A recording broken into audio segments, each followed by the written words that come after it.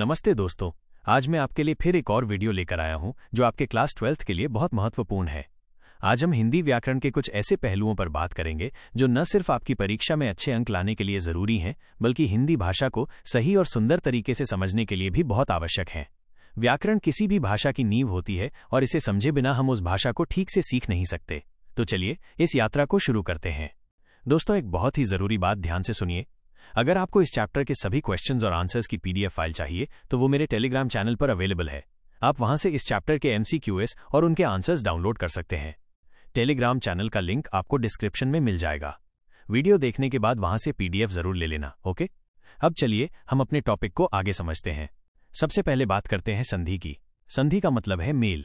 जब दो पास पास के वर्ण या अक्षर आपस में मिलते हैं तो उनमें जो ध्वनि परिवर्तन होता है उसे संधि कहते हैं। इसे ऐसे समझें जैसे दो अलग अलग आवाजें मिलकर एक नई आवाज बनाती हैं। संधि मुख्य रूप से 3 प्रकार की होती है: स्वर संधि, व्यंजन संधि और विसर्ग संधि। स्वर संधि 2 स्वरों के मिलने से बनती है। इसके 5 भेद हैं और हर भेद का अपना एक विशेष नियम है। 1. दीर्घ संधि। जब 2 समान स्वर आपस में मिलते हैं तो वे दीर्घ हो जाते हैं, जैसे अ जोड़ अ इक्वल्स आ, हिम जोड़ आलय इक्वल्स हिमालय, या ई जोड़ ई इक्वल्स ई, कवि जोड़ इंद्र इक्वल्स कवींद्र, या ऊ जोड़ ऊ इक्वल्स ऊ, भानु जोड़ उदय इक्वल्स भानुदय। 2. गुण संधि। जब अ या आ के बाद ई या ई आए तो ए बन जाता है, ऊ या ऊ आए तो ओ और री आए तो अर बन जाता है, जैसे सुर जोड़ इंद्र इक्वल्स सुरेंद्र, महा जोड़ उत्सव इक्वल्स महोत्सव, महा जोड़ ऋषि इक्वल्स महर्षि।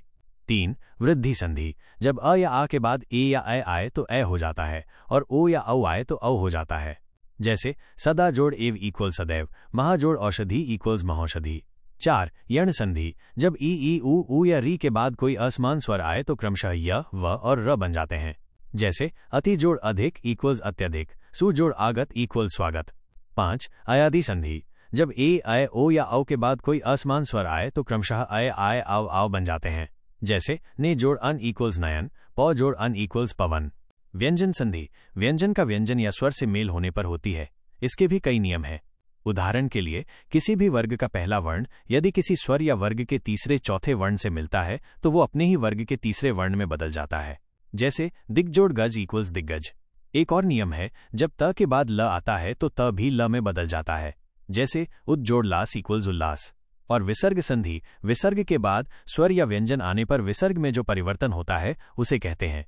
उदाहरण के लिए, जब विसर्ग के बाद श, श या स आए तो विसर्ग भी उसी वर्ण में बदल जाता है, जैसे निहि जोड़ संदेह इक्वल्स निहि संदेह। एक और नियम है, यदि विसर्ग के बाद कोई स्वर या वर्ग का तीसरा, चौथा या 5वां वर्ण आए तो विसर्ग र में बदल जाता है, जैसे निहि जोड़ बल इक्वल्स निर्बल। अब हम बात करेंगे समास की। जहां संधि वर्णों का मेल है वहीं समास शब्दों को मिलाकर एक नया, छोटा और सार्थक शब्द बनाने की प्रक्रिया है। ये भाषा को संक्षिप्त और प्रभावशाली बनाता है।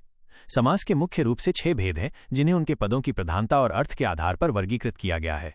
1. अव्ययी भाव समास। इसमें पहला पद अव्यय होता है और वही प्रधान होता है, जैसे प्रति जोड़ दिन इक्वल्स प्रतिदिन, हर दिन या यथाशक्ति, शक्ति के अनुसार। 2. तत्पुरुष समास। इसमें दूसरा पद प्रधान होता है और कारक चिन्ह का लोप हो जाता है, जैसे राजा का कुमार इक्वल्स राजकुमार या रोग से मुक्त इक्वल्स रोग मुक्त। 3. कर्मधारय समास। इसमें एक पद विशेषण और दूसरा विशेष्य होता है या उपमेय और उपमान का संबंध होता है, जैसे महान है जो देव इक्वल्स महादेव या नीला है जो कमल इक्वल्स नीलकमल। 4. द्विगु समास। इसका पहला पद संख्यावाची यानी संख्या बताने वाला होता है, जैसे 3 लोकों का समूह इक्वल्स त्रिलोक या 9 ग्रहों का समूह इक्वल्स नवग्रह। 5. द्वंद्व समास। इसमें दोनों पद प्रधान होते हैं और इनके बीच और या जैसे संयोजक शब्द छिपे होते हैं, जैसे पाप और पुण्य इक्वल्स पाप पुण्य या रात और दिन इक्वल्स रात दिन।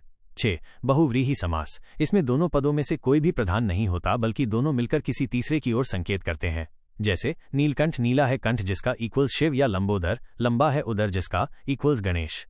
अब हम वाक्य से संबंधित 2 महत्वपूर्ण विषयों पर चर्चा करते हैं: वाक्य संशोधन और वाक्य परिवर्तन। वाक्य संशोधन का मतलब है वाक्य में व्याकरण संबंधी अशुद्धियों को सुधारना।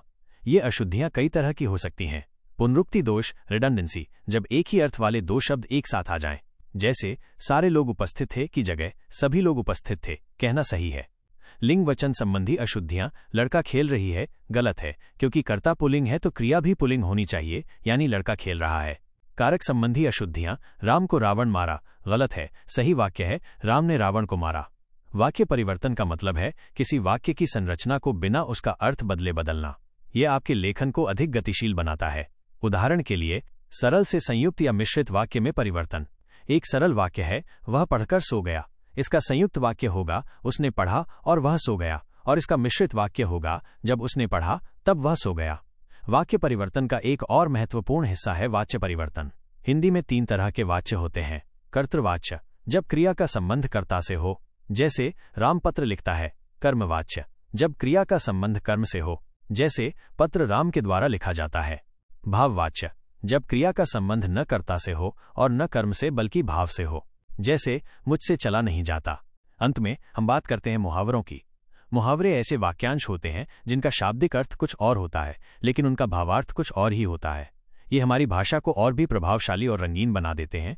कुछ प्रमुख मुहावरे और उनके अर्थ: अंगूठा दिखाना, साफ मना कर देना। आग बबूला होना, बहुत गुस्सा होना। ईद का चांद होना, बहुत दिनों बाद दिखाई देना। अंधे की लाठी, एकमात्र सहारा। अक्ल पर पत्थर पड़ना, बुद्धि काम न करना। आस्तीन का सांप, विश्वासघाती मित्र। दांतों तले उंगली दबाना, हैरान रह जाना। सिर पर पांव रखकर भागना, बहुत तेजी से भागना। लोहा लेना, मुकाबला करना। तो दोस्तों, आज हमने हिंदी व्याकरण के कुछ सबसे महत्वपूर्ण पहलुओं को समझा। ये सभी विषय न केवल आपकी परीक्षा की तैयारी में मदद करेंगे, बल्कि आपको हिंदी भाषा का एक बेहतर जानकार भी बनाएंगे। व्याकरण के इन नियमों को समझकर ही हम भाषा को सही तरीके से लिख और बोल सकते हैं। उम्मीद है कि आपको ये चैप्टर अच्छे से समझ आ गया होगा। अगर आपको ये वीडियो पसंद आया हो तो लाइक और शेयर जरूर करें और चैनल को सब्सक्राइब करना न भूलें। धन्यवाद।